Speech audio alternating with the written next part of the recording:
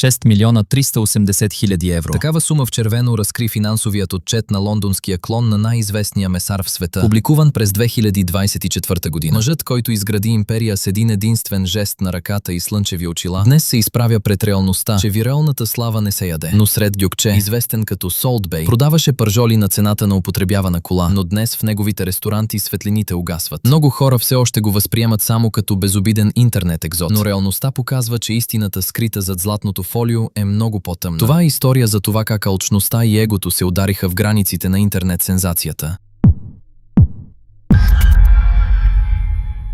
Историята му започва в бедната турска провинция Ерзурум през 80-те години. Нусрет Гюкче се е родил в семейство на миньор и е трябвало да напусне училище още на 13 години заради липса на средства. Започнал е да работи като помощник месар в Истанбул, където според собствените му думи е работил до 18 часа на ден. Не е било никакво шоу, а истинска мъка в студ и кръв. Мотивацията му тогава не е била славата, а чистото желание да оцелее и да докаже, че е най-добрият в занаята. Преломът в мисленето му настъпва през 2007 година, когато се задлъжнява и заминава за Аржентина и Съединените щати. Искал е да види как работи месарският бизнес на световно ниво. Работил е безплатно в ресторанти, само за да се учи. Когато се връща в Турция през 2010 година, отваря първия си ресторант в Истанбул с 8 маси. Ключовият момент, който често се пропуска в историята за успеха на самоизградилия се мъж, е влизането на инвеститора Ферит Шахенк. Този турски милиардер е видял потенциал в Нусрет и му е предоставил масивен капитал за разширяване. Първоначалната цел е била проста – да предложи качествено месо и перфектно обслужване. Тогава все още никой не е подозирал, че след няколко години този месар ще се превърне в карикатура на самия себе си. С капитал зад гърба и растящо его, дошъл денят, който променил всичко. 7 януари 2017 година. В интернет се появява 36-секундно видео с название «Османска пържола». Начинът, по който Нусрет е нарязвал месото и след това е пускал султа да падне върху него през предмишницата, е ударил света като мълния. За 48 часа видеото е било видяно от милиони хора и певецът Бруно Марс е споделил снимката му с описание, което му дало новото име – Salt Bae. Това е бил моментът, в който името му се е превърнало в глобална марка. С новата идентичност дошла агресивна експанзия. Вторият ключов момент е била 2018 година и откриването на клон в Нью-Йорк. Това е било придружено от рецензии, които биха съборили всеки друг, но парадоксално са изстреляли Нусрет до небесата. Критици от Нью Йорк Таймс и Итър мразели храната и я определяли като прекалено скъпа и пресолена, но знаменитостите я обожавали. Леонардо Ди Каприо, Дейвид Бекъм и Диджей Халед чакали на опашка, за да им усоли вечерята лично турският месар. Нусрет разбрал, че не продава храна, а преживяване и близост до славата. Това усещане за недосегаемост, подхранвано от години VIP достъп до елитите, достигнало връхната си точка 4 години по-късно в Катар. Финалът на световното първенство през 2022 година се превърнал в момент, който окончателно превърнал глобалната фасцинация в презрение. Нусрет, въоръжен с VIP акредитация, нарушил протокола и нахлул направо на терена сред празнуващите аржентинци. Камерите заснели момент, който се превърнал в символ на неговата арогантност.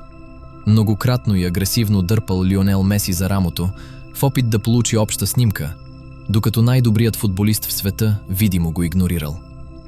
Още по-скандално било, когато хванал в ръцете си и целунал 18-каратовия трофей за световни шампиони.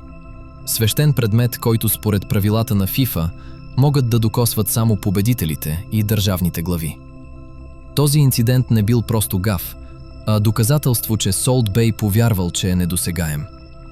След фиаското в Катар, започнали да се появяват пукнатини в цялата му империя, които разкрили бизарни опити за поддържане на рентабилността. Например, точната марже на най-известния му продукт е огромна. Златната томахоук пържола, която в Лондон се е продавала за до 1450 лири, по същество е просто качествено говеждо вагю, обвито в ядливо златно фолио. Пазарната стойност на това злато върху една пържола обаче се движи само около 3 до 4 евро. Останалата част от цената не е съставена от суровината, а от чисто представление. Когато обаче най-голямата му слава отшумяла, заминали и клиентите и дошли отчаяни стъпки. Интересна е съдбата на неговия клон за бургери в Ню-Йорк. Той бил окончателно затворен през 2023 година, след като бил определен за един от най-лошите ресторанти в града, с бургери сравнявани с самолетна храна за $100. Тази спирала на упадък кулминирала точно с споменатата 6 милионна загуба в Лондон, която разкрили документи от 2024 година. Причината била прозаична.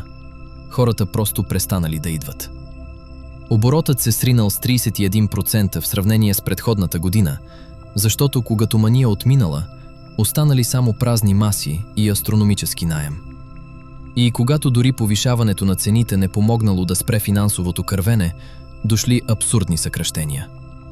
Съобщенията посочвали, че в опит да спести, ресторантът започнал да изключва централното отопление, разчитайки на това, че телесната топлина на гостите ще затопли помещението. Абсурдността на цялата ситуация обаче допълва поведението на самия собственик. Докато клоновете пестели енергия, Нусрет гордо публикувал в Инстаграм снимка на сметка от Дубай на стойност 160 000 евро с арогантно описание: "Качеството никога не е скъпо." По време на глобална инфлация и спестявания в собствената му фирма, това изглеждало като плесница за обикновените хора и окончателно доказателство за загуба на контакт с реалността. Докато на повърхността се решавали златни пържоли и изключено отопление, под похлупака кипяло нещо много по-лошо. Разследващи репортажи и съдебни дела разкрили, че системата била изградена годинами на експлоатация. Още през 2021 година, т.е. по време на най-голямата слава, компанията била изправена пред съдебен иск от 5 бивши служители в Ню-Йорк. Те твърдели, че Нусрет Гюкче имал агресивен управленски стил и редовно ги лишавал от бакшиши. Според съдебните документи, служителите били принуждавани да предават част от бакшишите си на ръководството, което в щата Ню-Йорк е незаконно. Компанията в крайна сметка се съгласила да изплати обезщетение в размер на $230 000, само за да затули случая. Още по-сериозни са обвиненията в дискриминация, които се проточват през цялата му кариера. Бивши служители описвали култура на страх, където испанските работници били определени като по-малоценни и жените били принуждавани да се обличат провокативно, за да привличат мъжка клиентела. Един от мениджърите в съдебно свидетелство заявил, че Гюкче управлявал ресторантите си като диктатор, обсебен от собствения си образ, а не като професионален ресторантьор. Най-голямата морална цена обаче е политическата корупция. Нусрет доброволно послужил като жива реклама за диктатори, които се нуждаели от подобряване на публичния си образ. Ресторантите му се превърнали в сцена за противоречиви елити. Най-големият скандал предизвикала визитата на венецуелския президент Николас Мадуро в Истанбул през 2018 година. Докато милиони венецуелци страдали от екстремен глад и хиперинфлация, Мадуро пушел пури и си поръчвал пържола, което Нусрет с гордост споделял в социалните мрежи.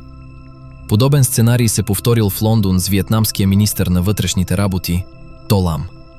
Той бил заснет как го хранят със златна пържола на стойност близо $2000, само няколко дни след като посетил гроба на Карл Маркс. В страна, където средната заплата е малка част от тази сума, този образ станал за мнозина окончателно доказателство за откъснатостта на елитите от реалността. Въпреки всичко, на Нусрет Гюкче не могат да се отрекат определени качества, които са го довели там, където е бил. Неговата техника на рязане и познаването на анатомията на животните са на високо ниво, което признават дори критиците му. Същевременно той успял да направи нещо, което малцина могат. Разбрал силата на социалните мрежи и я използвал в своя полза. Как изглежда империята на Нусрет Гюкче днес? Данните говорят ясно. Това е тактическо отстъпление. Докато по време на най-голямата слава завладявал Америка, днес мълчаливо бяга оттам. От 7-те ресторанта в САЩ, които е имал по време на върха, към средата на 2025 година са останали отворени само 2. Клоновете в Далас, Бостън и дори легендарната локация в Ню-Йорк вече не функционират както преди или са окончателно затворени. Новата му стратегия е различна. Вместо да се опитва да убеди критичните гурмета в Лондон или Ню Йорк, пренасочва вниманието си там, където хайпът все още работи – към курортите. Ибиса, Миконос и Рим са новите цели, където туристите ще платят за преживяването без излишни въпроси. Същевременно идва с концепция, която изненада мнозина. Солт Бей бургер на летищата. От ексклузивен месар постепенно се превръща в оператор на летищен фастфуд. А къде е самият Нусрет? Оттеглил се в своя замък. Повечето време прекарва в Истанбул, в хотел Мачка Палас, който закупил за десетки милиони евро. Живее там в таванско жилище, заобиколен от лукс, далеч от затворените обекти в Америка. Това е символичен образ. Кралят на интернета, който се е заключил в собствения си дворец, докато неговото заокеанско кралство бавно се разпада. Историята на Солт Бей не е само за месо и сол, а е огледало на нашето време. Време, в което формата побеждава съдържанието и виралният момент има по-голяма стойност от честния занаят. 6-милионната загуба и затварянето на клонове показват, че дори най-голямата интернет балона един ден ще се пръсне. Хората се наситиха от представлението и започват да питат за качество. Ако този поглед зад кулисите на Солт Бей ви заинтересува, напишете ни в коментарите дали бихте били готови да платите 1000 евро за пържола. Не забравяйте да ни харесате и да кликнете на абонамент, за да не пропуснете следващите истории.